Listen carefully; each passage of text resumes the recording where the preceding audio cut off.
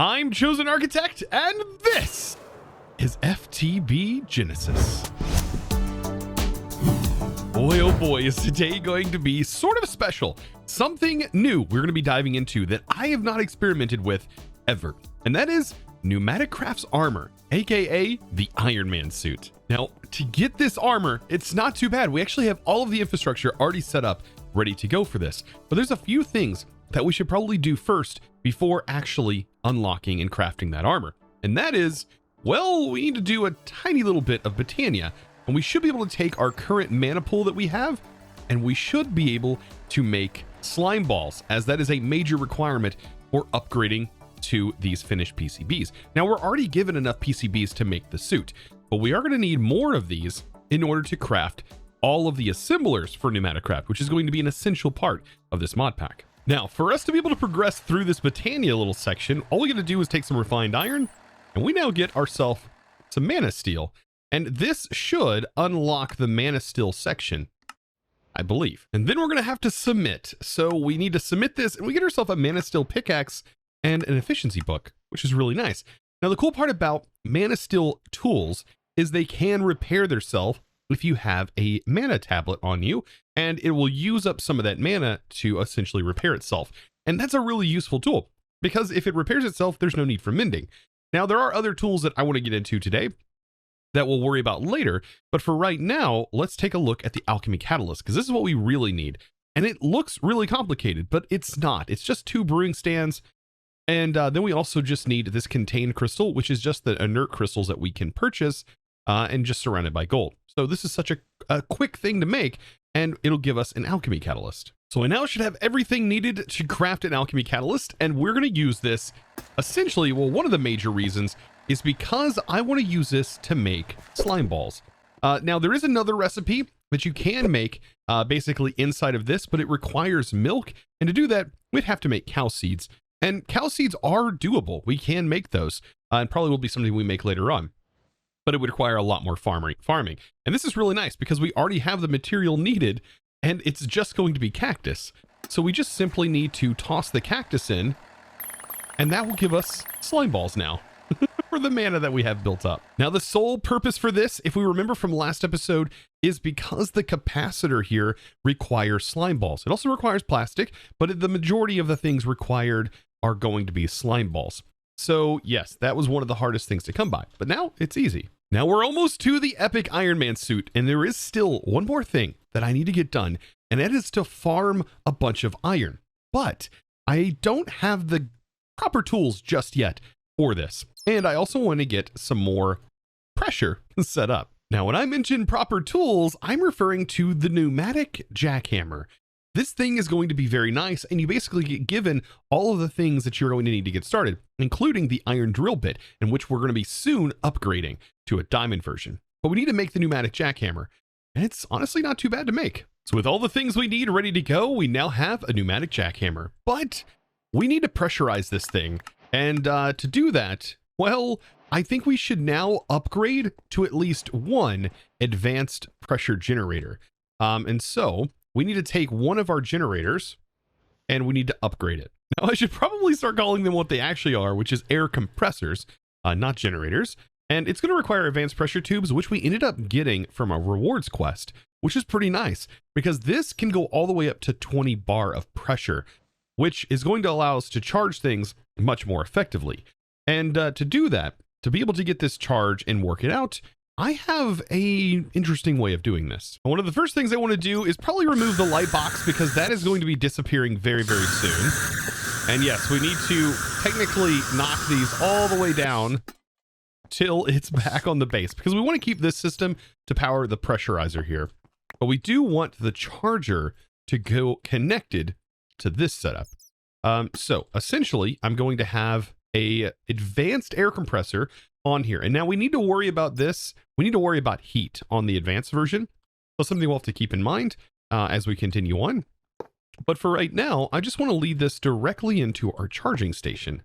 I am going to need a release valve. And the cool thing is these safety tube modules here, they will adjust depending on what type of pressurized tube they're on. So I should be able to put one on here, and it will only release when it's above 20 bar. So with this all set up, I should be able to just let it run, but I'm already encountering one of my first major issues.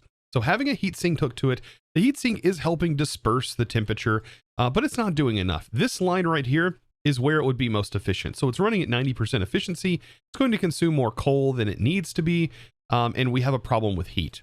So how do we get rid of heat in this system?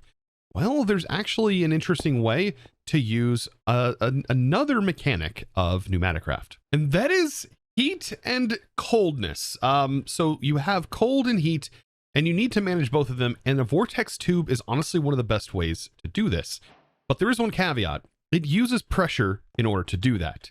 But it is going to allow us to essentially use the cold end of this. So this is the hot end, and this that is now connected is what's going to generate cold.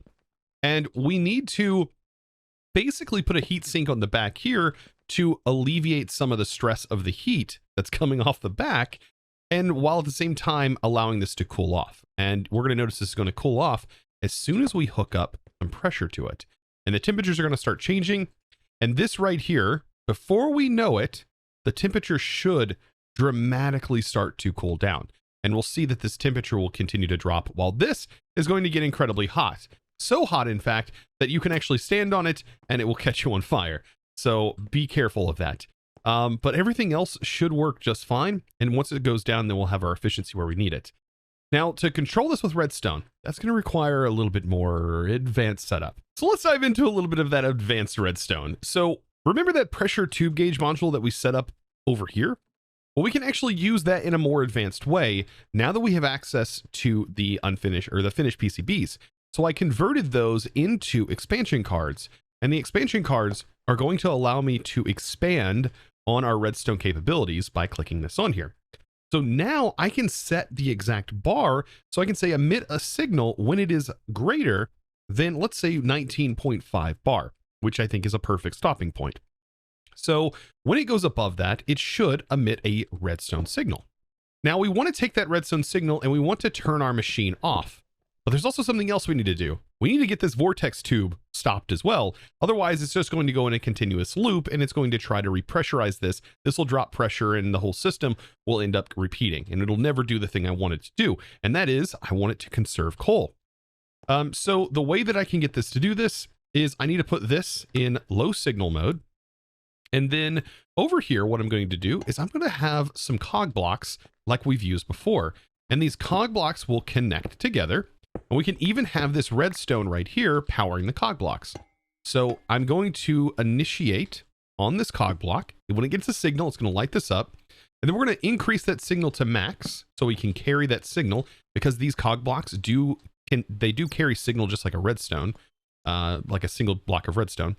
But yes, that'll go into here and then that'll shut this off. But we also need this piston to grab the vortex tube, and we need it to move it away, right? We need to move it away, but then we're going to end up with an issue. It's going to just drain all of our pressure from this tube because it has nothing to go to. Well, that's where I can use something else to plug it up. So why not use another charger? And then it gives us another place that we can charge two things at once potentially. So we have this almost ready to go, but we have to keep in mind that this is going to be the opposite of what we want. So if I carry this over here and I put a block here, that means this piston is then not going to pull, but it will make sure it's pushed in whenever this emits a redstone signal. And I don't want that to happen. So what we can do is invert a redstone torch connected to this block. And whenever this receives a signal, this will get pulled back. And that's exactly what we want to happen. We want it to pull the vortex out of the system here. That way, it's no longer receiving any, and it doesn't need to cool. So hopefully this all works as intended. But the thing is, we need to make sure we get some fuel in here. Otherwise, we won't get any pressure at all. But yes, it should go up to the 19 bar and stay pressurized. So this is getting real close to getting to the pressure that we need. It is definitely going too hot, but that's because we have too many speed upgrades in here. I just wanted to get this going as fast as possible. 3 speed upgrades seems to be perfect on maximizing the temperature and speed. But yes, it's about to hit that mark, or at least it should be. Let's go ahead and speed it up just a little bit more. It's so close. I just want to see this all work. So we should be getting very close to that 19.5 bar, which is like the perfect place to get it there. Super dangerous too, because it can blow up. But there it goes. So you see that it is worked, and that has stopped the operation. It shut the redstone off, or shut the furnace off, and it's stuck exactly at 19.5 bar, emitting a redstone signal slightly above, and it also pulled out the vortex, allowing this all to cool down. But whenever it restarts, it won't be as super efficient, but it should work. So we want to make sure to have exactly 3 upgrades in here, and I'm just using some extra wood that we have from all these beehives to power it up. But now we should be able to effectively charge this. So yes, as it's going to drain, because it's going to equalize the pressure, it's going to consume pressure. But yeah, once this all equalizes, it will go back up, and everything should work as normal. This is great. And now we have a way to pressurize our pneumatic jackhammer, which we're going to get into in just a second, and also our suit, which we're hopefully going to be getting soon. Now, while our hammer's in here, we might as well put the magnet upgrade in here. And the way the magnet upgrades works is whenever you're using vein mine, which we'll get into once we get our diamond upgrade, this will actually matter. It's just going to drop the item somewhere, but it doesn't actually attract it to you, unfortunately. For that, we'll need an actual magnet. But we don't really want to put any speed upgrades in here, because that's just going to make this thing effectively use more pressure per operation. And I think that's not going to be necessary. From my testing of this thing, it works just as fast, it seems, without even having that upgrade. Now, the fortune book that I ended up using last episode is really going to shine here. So what we're able to do is shift right click, and we get a slot where we can assign fortune or any enchanted book that will work with a tool. And we now have our compressed tool. And this gives us only 3 options as of right now, but we will get more whenever we upgrade to diamond. And we can hold down shift and scroll, and it's going to change our mode. So we can end up digging a hole that is a 1x3. And I think it's time for me to go mining and put this thing to the test. I'm going to need a lot of iron, and this thing is really going to help. To the nether we go. And yes, I am going to waste the 3 levels to traverse back and forth to the nether, at least for now. So let's put this to the test. Let's see how well this actually works. I'm pretty excited, actually. So iron, within normal mode, whenever we mine 1 iron, we didn't get our fortune there, but we should.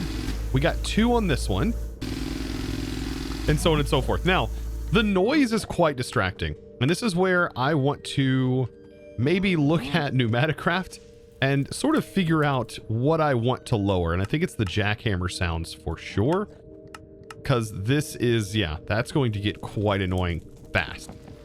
Oh, that's much better. And there we go. And then we can switch modes, and so we can mine like so.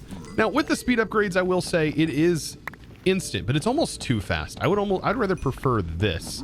Now, with the diamond tool, it's way faster. So in hardly any time at all, I managed to mine up all of these resources here, and I've barely used any of my pressure. So just to keep that in mind, that is kind of amazing. Now, I think what I want to do is I want to lower this down to maybe 15 bar, and that way it will shut off at the 15 bar mark, because it seems like it becomes a lot less efficient once you get closer to the 20. So long as we can maintain above that, I think that will be an effective way to do this, because these, as of right now, only hold up to 10 bar anyways. So long as they're staying up there, it's going to be pretty quick to recharge these. Now, I'm going to end up duplicating my iron, the raw iron. Yes, we can turn it into 2 dust, and then we can smelt that dust. So effectively, we turned all of this that we got, and we've doubled it. And it's now at this point that we get to jump into the Iron Man suit. So after compressing more iron, we now have, I think, everything we need.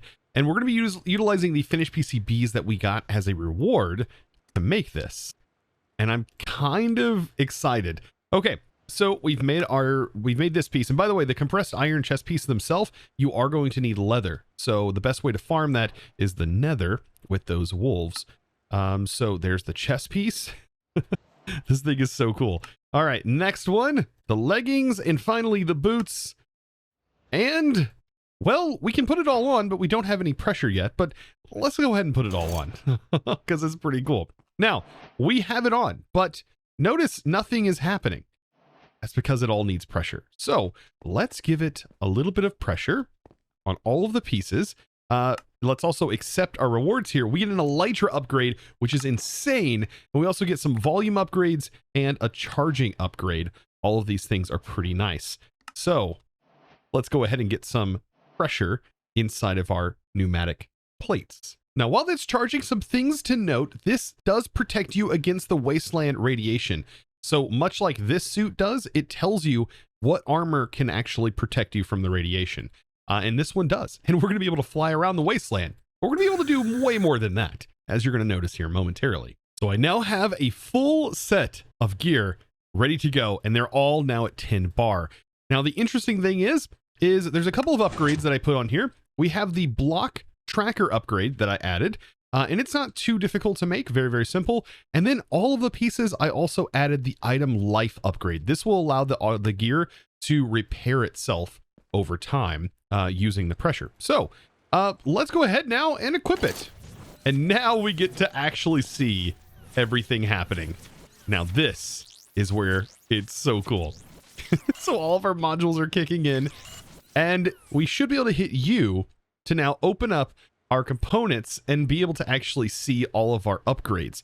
So notice we have an auto charger. It's enabled. Our Elytra is not enabled by default. Our run speed, we can change it, modify its boost, because I did put a speed upgrade on the pants.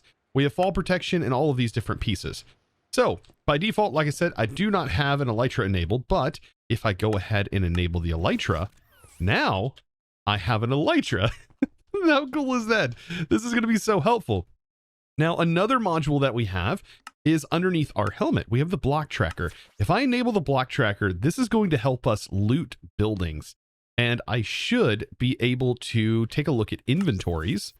And now all inventories are going to show up on the screen. Look at that. And yes, you can see them through blocks.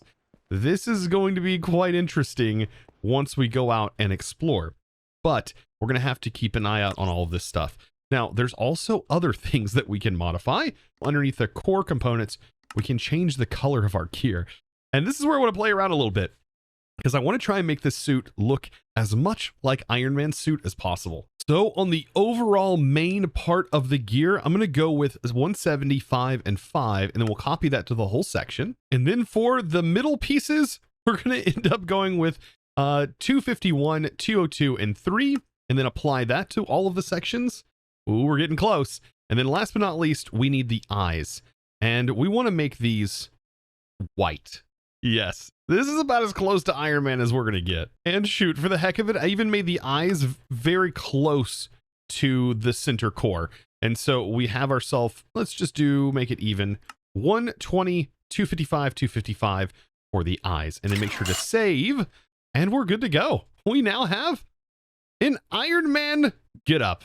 Oh, that is sick looking. Now, thankfully, we farmed up all of the sugarcane, because now that we have an Elytra, we also can use rockets. And so this should mean that we can now travel quite effectively through our world. Yes, I'm going to rocket my way out of here, much like Iron Man. And look at this. Now we have free reign out into the wild. And so accessing all kinds of stuff should be super easy now, especially since we can go ahead and turn on our block tracker. Yes, and now we should be able to see blocks in buildings. So if there's anything out here, oh, that's a ravine. And I think we should try out that place that's behind our base. Look at all the items that are displayed underneath our base. This is going to be so useful. And we should be able to just go to those locations, right? It should show spawners as well. That's another thing that we can look for. All right, so it's not showing any chests, but we should be able to say, let's see, mob spawners. We can turn really everything on. Let's see, hackables. I really don't know what those are supposed to mean. And we can even set keybinds to these. So we're supposed to be able to, yes, see things. So acquiring target, and we look at it and we see it's an anvil. This is a chest, right? We have furnaces, empty furnaces. Oh, this is actually kind of cool that we can see all this stuff. And yes, we can now access all kinds of goodies. And I don't know how much damage we take.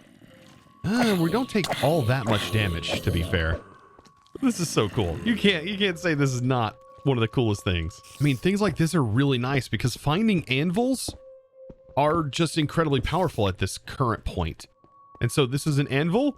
I can just walk up in here and I've now gathered a bunch of iron. It's so good.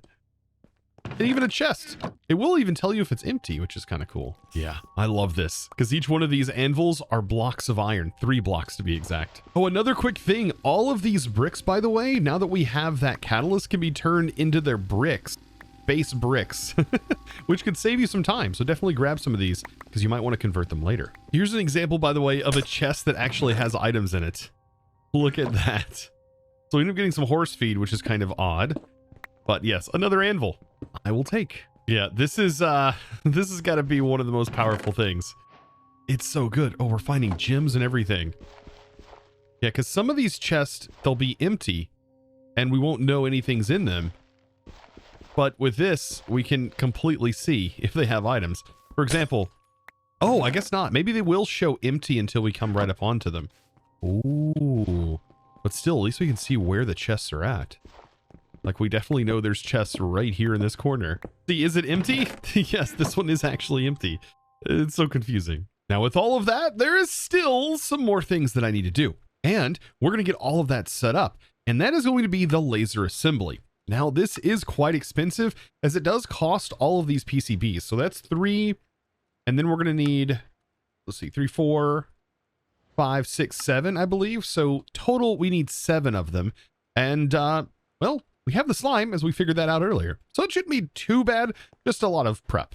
So if you're spending a little bit of time crafting up the transistors and capacitors, we should be able to make all that we need. So it was, I think, 7, right? So I'll make 8 just for right now. And then I've got to build up all of the other ingredients for this. So I'm going to get the rest of these crafted up. It shouldn't take too long to do this. And then we need to set this up. And just like that, I have everything done plus some, because I also went ahead and made the actual drill. There's not a lot that utilizes the drill, but it is here for whenever we plan on getting into netherite potentially. So let's go ahead and store that for now. We just need these basic components that we see right here. And to set this up, it does need pressure. So I'm going to grab some of the pressurized tubes that we have. We don't need a lot of them, but to set this up, it's not going to be crazy difficult. I think some barrels as well, just to sort of use as its inventories. Shouldn't be too bad. So let's do this. Let's set this up. I'm also going to remove my etching tank because we don't need that for right now. And let's go ahead and put this on the side of my machine here. So I'm going to place my inventories first. They're going to go right here. And then we're going to place the assembly platform in the middle.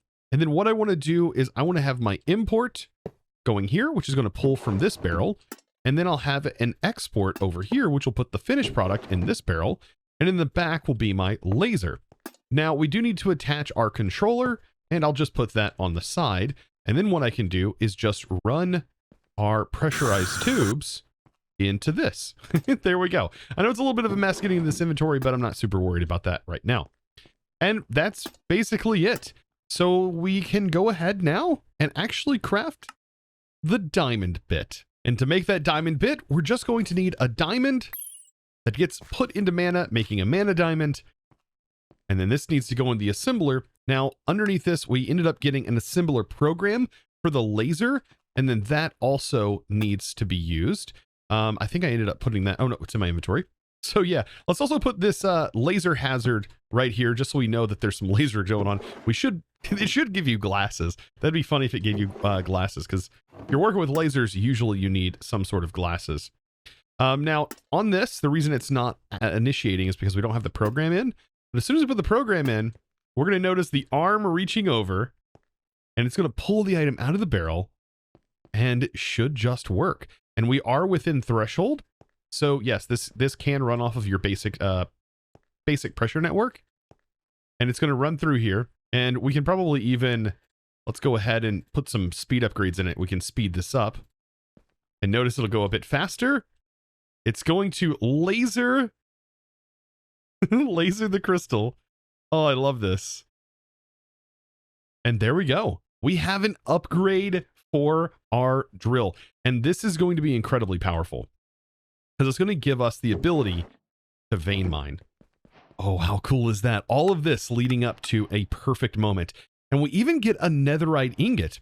And that's kind of interesting, right? We get a netherite ingot. Should we save this or should we upgrade this to the unassembled version and then use this program, which we can purchase, by the way, to make the netherite? I think we should netherite. So now that I have 8, I can purchase the assembly program for the drill. And that's why I made the drill. So all we have to do is essentially replace the laser with the drill. Or we could go ahead and we could technically place the drill right here. And it will actually interact with this, or at least it should interact. And it doesn't, I don't think it matters which direction you place it, but so long as they're interactable. And yes, once we put this in, it should work. So we should now have the new program. So let's go ahead and install the program and we are going to make netherite. That's kind of awesome. So we'll craft this, already upgrading, and then we need to put that in the barrel. And if everything is appropriate, hopefully this will work. It says standby. We have a program in here.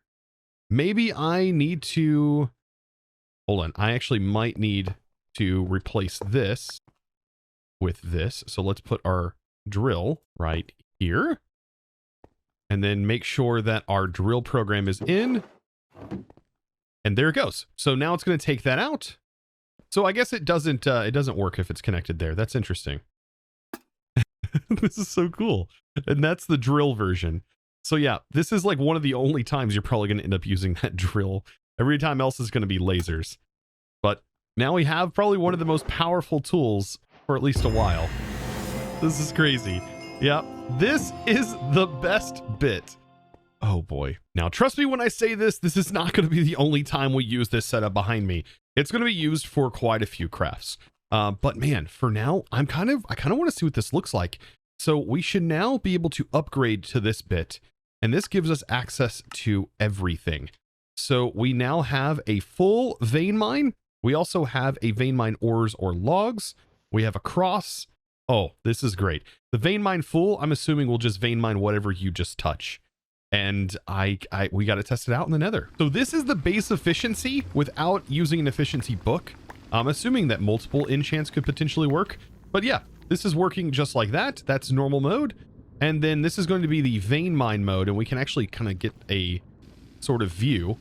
Oh my gosh. And yeah, that just did a vein mine of this huge area. This is the vein mine ores, which is going to be really nice because it's going to specifically vein mine only the ore that we're trying to mine. Oh, that's very nice. It's going to be really good as well once we have a magnet. Look at that. We just, this is great. This is great. So now effectively we're going to have resources for days. We just, well, we need ways to process them, and that's going to be coming soon. Now, while I was mining, I walked over here and look what I just found off in the distance. This is ridiculous. That's right. There's a nether fortress right under our nose, and I didn't even know it.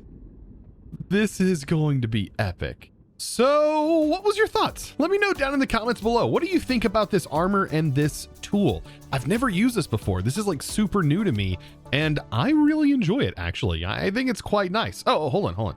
Let me be more human. There we go. I really enjoyed it, and I hope you guys enjoyed it as well. And if you did, be sure to click that subscribe button if you haven't already, and give this video a huge thumbs up if you enjoyed the laser show. Guys, it's now time to thank the amazing supporter of today's episode. And that huge thanks is going to go to Magic Plays. Thank you so much for your amazing support, by the way, over on the Discord, becoming a Discord premium member and supporting in honestly one of the best ways possible and absolutely going above and beyond. Thank you so very much. And guys, if you're interested in joining the Discord, be sure to do that. Discord.gg/ChosenArchitect and join the amazing crew today. I thank you guys so much for watching. I'll see you in the next one. And as always, yet again, thanks for watching.